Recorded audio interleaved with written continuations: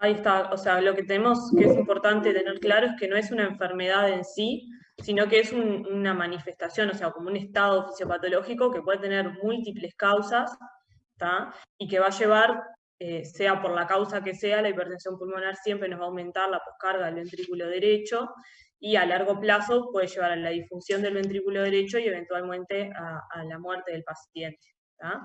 Una Entonces, pregunta, Giselle. O sea, es una condición reversible, ¿verdad?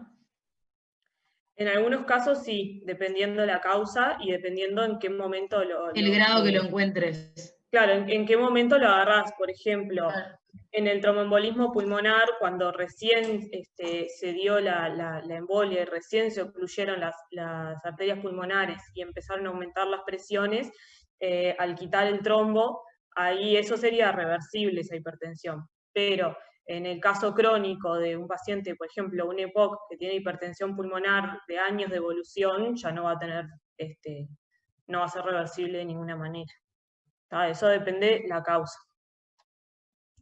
¿Tá? Y entonces, ¿cómo hacen ustedes el diagnóstico de hipertensión pulmonar? Por el catéter de Swan-Ganz, midiendo las presiones Ahí está, y perfecto, la resistencia. perfecto. Entonces yo ahora les voy a mostrar que ya le habíamos empezado a hablar un poco en la clase pasada de cómo era el catéter de Swan-Ganz. Es un catéter que se introduce por una vena periférica, ¿tá? En general se usa, acá en este caso vieron que está en su clave izquierda, lo más fácil es ponerlo por yugular derecha, porque vieron que por la anatomía es más favorable el ingreso a la vena cava superior y a la aurícula derecha, ¿tá? Entonces ese catéter pasa a la aurícula derecha, de ahí a ventrículo derecho y de ventrículo derecho a la arteria pulmonar, ¿tá?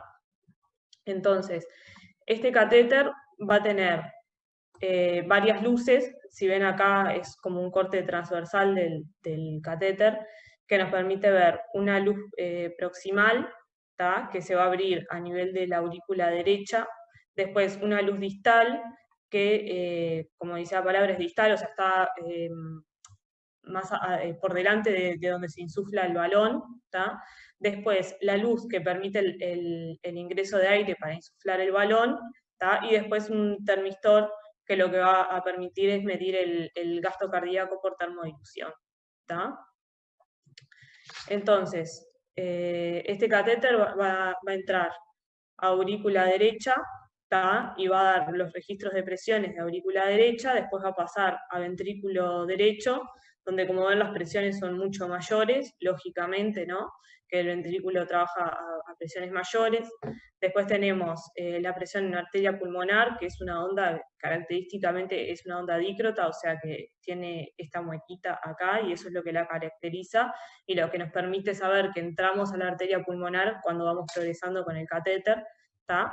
Y después el catéter progresa por la arteria pulmonar hasta que llega a una rama donde se enclava, o sea, donde este balón insuflado llega a hacer tope, digamos, con las paredes y no permite que siga progresando, ¿tá?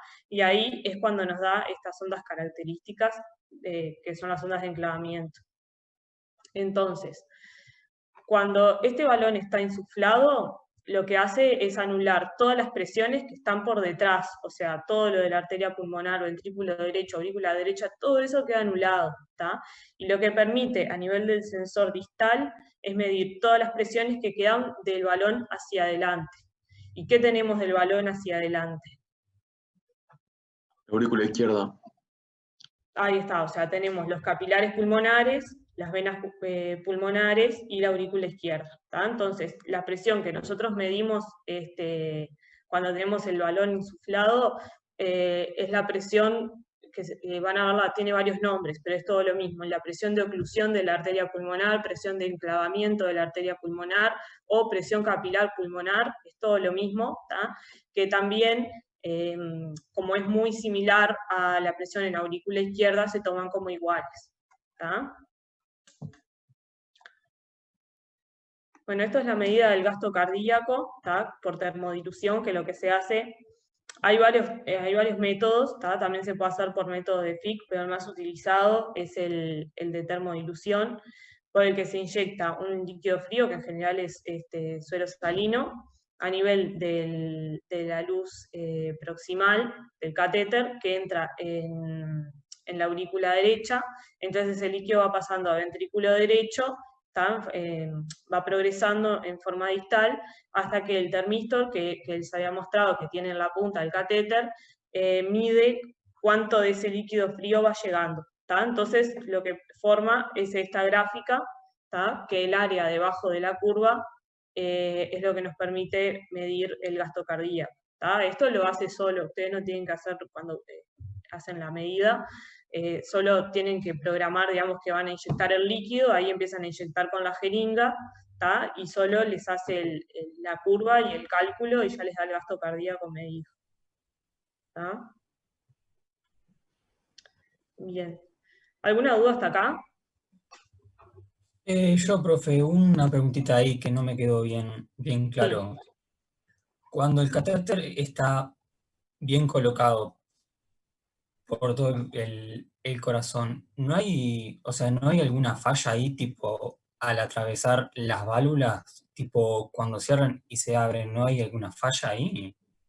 Y bueno, en general, cuando se introduce se hace con el balón desinsuflado, ¿tá? Y después se insufla cuando ya llegó a las ramas de la arteria pulmonar. Y bueno, y en general sí, o sea, por un momento mientras está el catéter puesto, sí, las válvulas no van a coaptar perfectamente, pero Sí, claro. no genera grandes, o sea, como es un momento mientras tenemos el catéter puesto, en general no tiene grandes inconvenientes. Está bien, gracias. ¿Alguna otra duda? Bueno, entonces, cuando medimos la presión a nivel de la arteria pulmonar, vamos a definir, como ya habíamos hablado, como hipertensión pulmonar, una presión arterial pulmonar media mayor a 20 milímetros de mercurio. ¿tá? Y después vamos a poder dividirla como en dos grandes grupos, que va a ser la precapilar o la postcapilar.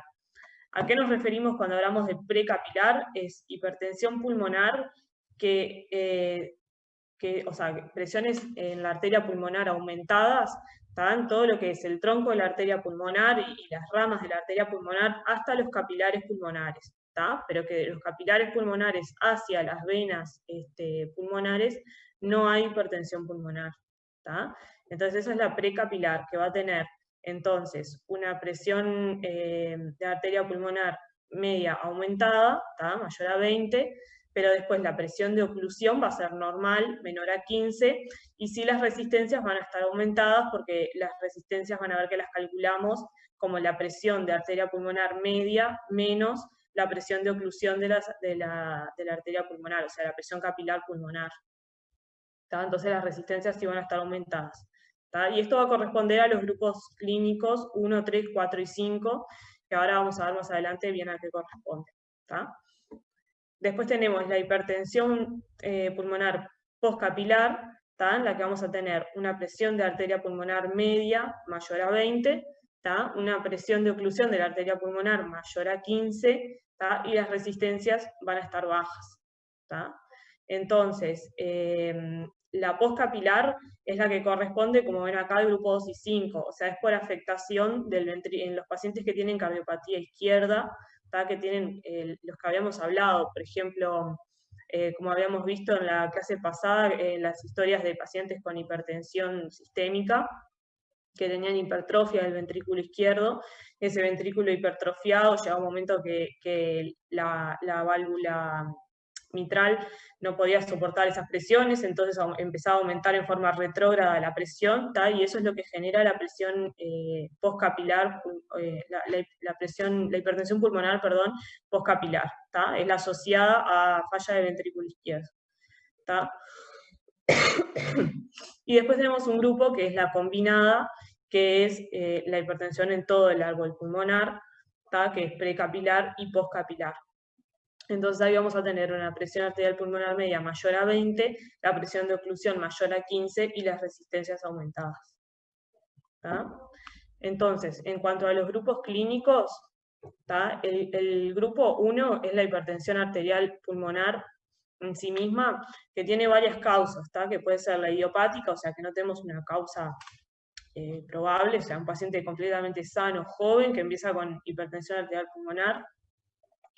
Después tenemos la hereditaria, ¿tá? La asociada con drogas o toxinas.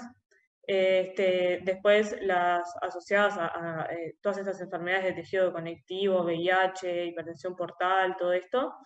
Y después la persistente del recién nacido, ¿tá? Y después también tenemos la asociada con compromiso venoso o capilar significativo, ¿tá? Que estos son menos frecuentes. Después tenemos el grupo 2, que es la que yo les hablaba recién, que es la hipertensión pulmonar debido a enfermedad cardíaca izquierda, ¿tá? Que puede ser por disfunción sistólica, diastólica, enfermedad valvular. Después el grupo 3, que es la asociada a enfermedad pulmonar crónica, ¿tá? La más frecuente es EPOC, ¿tá? Pero después otras enfermedades que generan hipoxia, por ejemplo, también el síndrome de apnea obstructiva del sueño también lo produce, como lo más frecuente. Y después tenemos el grupo 4, que es la hipertensión pulmonar debido al tromboembolismo pulmonar crónico, y el grupo 5, que es de mecanismos inciertos o multifactoriales, o sea, ya sea que hay varias causas que sospechamos que le pueden estar causando a este paciente la hipertensión pulmonar, o porque no nos queda claro cuál es la causa. ¿Está? ¿Alguna duda de esto?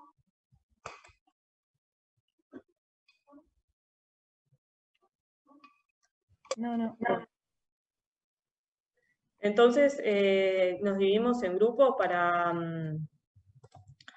hacer la discusión de la historia, ¿les parece? Las preguntas.